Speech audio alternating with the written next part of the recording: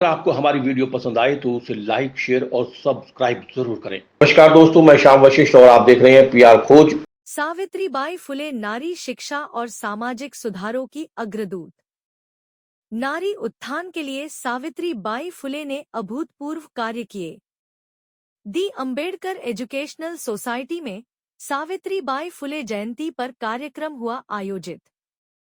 आप हमारे YouTube channel को सब्सक्राइब करें, लाइक करें, कमेंट करें और वीडियो को ज्यादा से ज्यादा शेयर करें और बेल आइकन का बटन जरूर दबाएं ताकि हमारी आने वाली हर जानकारी का नोटिफिकेशन आपको मिल जाए।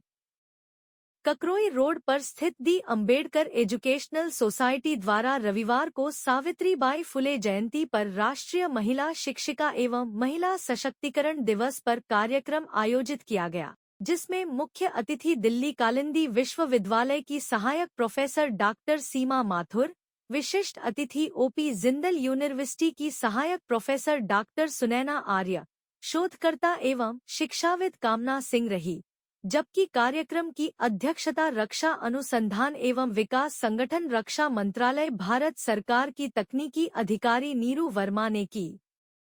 कार्यक्रम में पहुंचने पर अतिथियों का फूल मालाओं से भव्य स्वागत किया गया।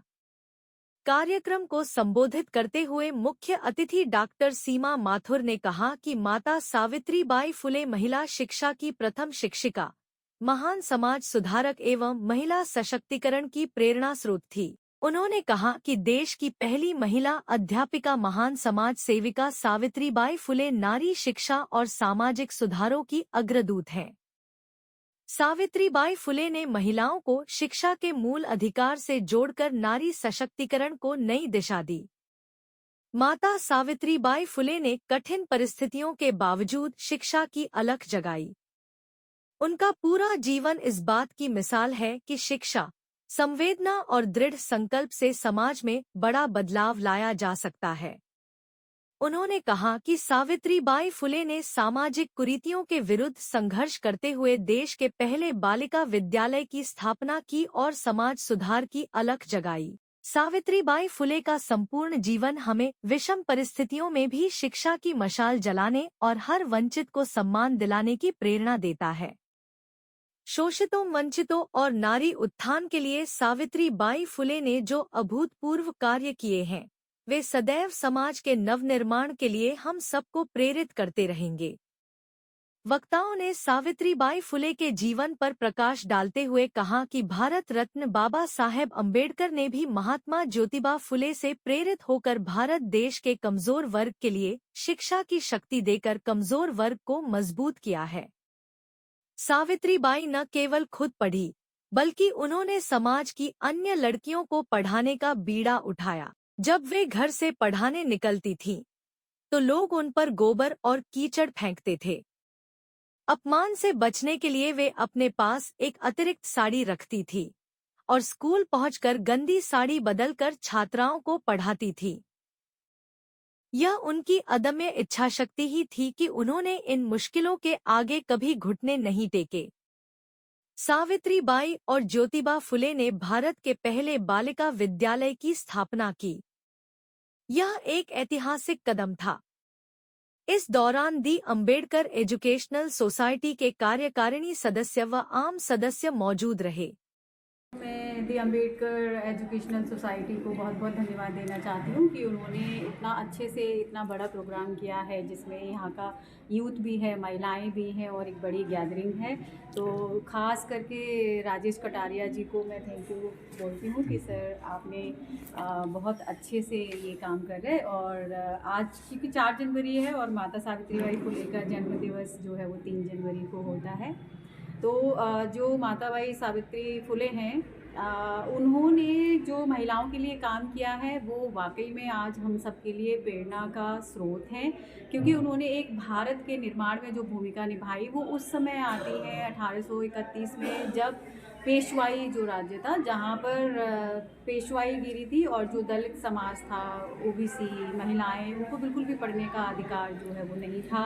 पब्लिक स्पेसेस में वो बाहर नहीं जा सकती थी, इवन कहीं कहीं पे तो उनका ब्रेस्ट ढकने का भी उनको राइट नहीं था। तो ऐसे समय में ज्योतिबा फुले और सावित्रीबाई फुले आते हैं और महिलाओं की शिक्षा के ऊपर काम करते हैं। और आपको ये जानकर आश्चर्य होगा कि जो उन्होंने स्कूल खोला 1847 जी। में पहला, उसमें 3 ब्राह्मण बच्चियां सबसे पहले आई थी। और आप ये इस बात से हैरान होंगे कि सबसे ज़्यादा विरोध करने वाले उस समय सो कॉल्ड ब्राह्मण जाति से लोग थे, जो अपनी ही बच्चियों को स्कूल में पढ़ाने से विरोध कर रहे। तो इसी बात से आप अंदाज़ा लगाइए कि उस समय जो दलित बच्चियां थी उनको तो पढ़ने का बिल्कुल भी अधिकार नहीं था।